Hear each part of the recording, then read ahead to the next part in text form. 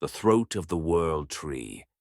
In the age of to the dusk that would not end, when the stars had been plucked from the sky like eyes from a corpse, the realm of Vyrnoth festered.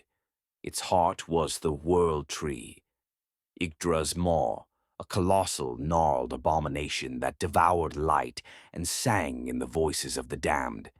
Its roots choked the land, birthing rivers of bile, and its branches pierced the heavens, weeping a black nectar that drove men to carve their own tongues out.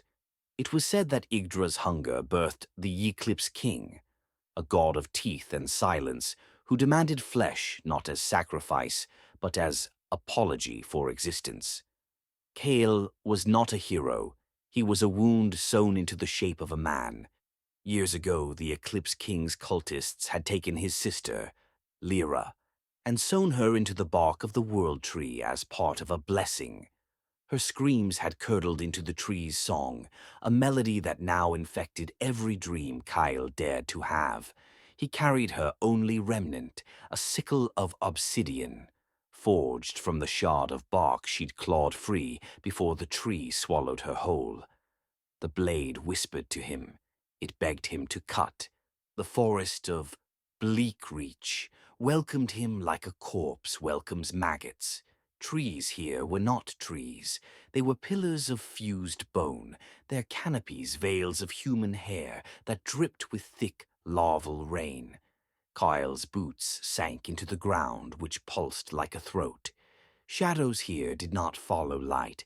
They stalked it, peeling away from walls to lick at his torch with tongues of smoke.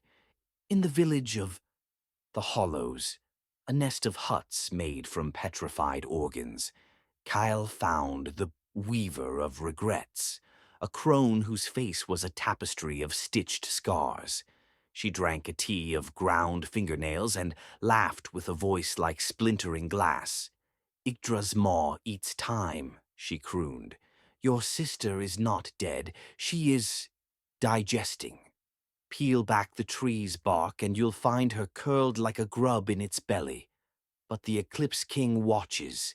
He'll take your eyes first, then your voice, then your why. Kyle plunged his sickle into her throat.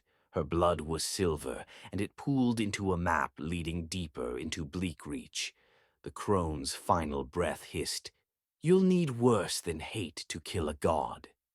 The world tree loomed, its trunk a vertical cemetery of faces frozen mid-scream.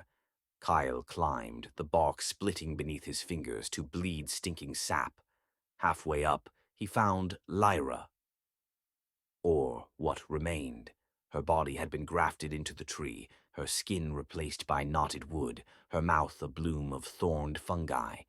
Yet her eyes, still hers, locked onto his.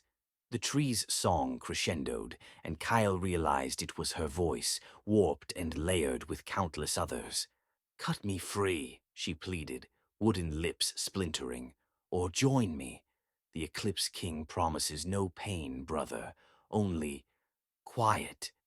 The god emerged from the tree's core, a shapeless mass of grinding teeth and liquid shadow, wearing a crown of broken mirrors.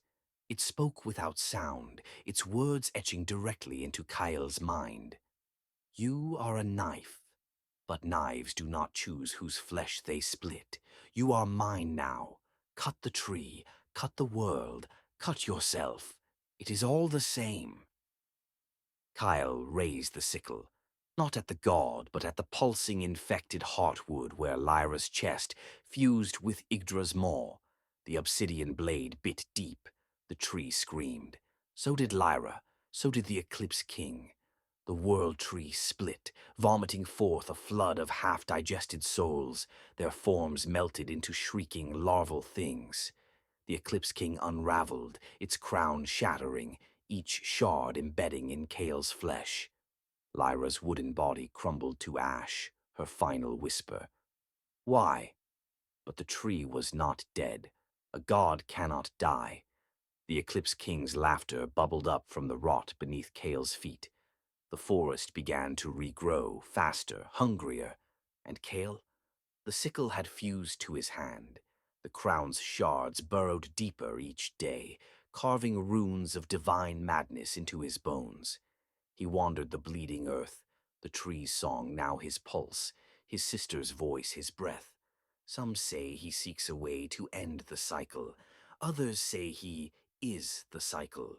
And in the villages they whisper, when the wind howls through bleak reach, it isn't wind at all.